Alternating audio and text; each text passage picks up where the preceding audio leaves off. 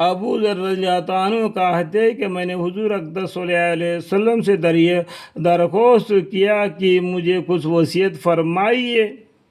حضور اقدس صلی اللہ علیہ وسلم نے فرمائے تقوی اختیار کرو، یعنی پرہیزگاری، کسی سے کم بولنا، ہمیشہ قرآن شریف کی تلاوت میں لگے رہنا، ذکر میں لگے رہنا، نماز پڑھنا، فرض نماز، نفل نمازیں، اللہ کو ہمیشہ اپنے دل میں بسا کے رکھنا، تقوی اختیار کرنا کرو کہ تمام انوار کا جڑ ہے۔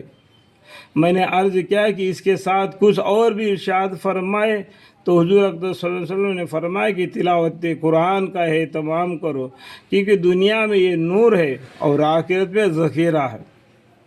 یہ قرآن کیا ہے؟ تم دنیا میں قرآن پڑھتے رہے گا، یہ دنیا میں تمہارے لیے ایک نور ہے اور آخرت میں ذخیرہ۔ تقوی حقیقتاً تمام انوار کی جڑ ہے۔ جس دل میں اللہ کا ڈر پیدا ہو جاوے، اس سے پھر کوئی بھی معصیت نہیں ہوتی اور نہ پھر اس کو کسی قسم کی تنگی پیش آتی ہے۔ وَمَن يَتَّقِ اللَّهَ يَجْعَل لَّهُ مَخْرَجًا وَيَرْزُقْهُ مِنْ حَيْثُ لَا يَحْتَسِبُ۔ جو شخص تقوی حاصل کرے تو حق تعالیٰ شانہ اس کے لیے ہر ضیق میں کوئی راستہ نکال دیتے ہیں۔ اللہم اکبر، الحمدللہ رب العالمین۔ اور اس طرح اس کو روزی پہنچاتے ہیں جس کا اس کو گمان بھی نہیں ہوتا۔ دیکھو، تقوی اختیار کرنے سے ہر مشکل سے اس کو باہر نکال دیتے ہیں، اس کو ایسا روزی پہنچا دیتے ہیں، اس کو گمان بھی نہ ہوگا کہ یہ روزی میرے کہاں سے ملے۔ الحمدللہ، یہ تقوی کی وجہ سے اور قرآن شریف کے پڑھنے کی وجہ سے اور کیا ملے گا آپ کو معلوم ہونا چاہیے۔ تلاوت کا نور ہونا پہلے روایت سے بھی معلوم ہو چکا ہے۔ دنیا میں قرآن شریف نور ہے، یعنی اجالا ہے جس میں تم چلتے ہو۔ آخرت میں ذخیرہ ہے، اللہ تعالیٰ سے جھگڑے گا، یا اللہ دنیا میں یہ میرا قرآن پڑھتا تھا، اس کو تو بخش دے بول کے۔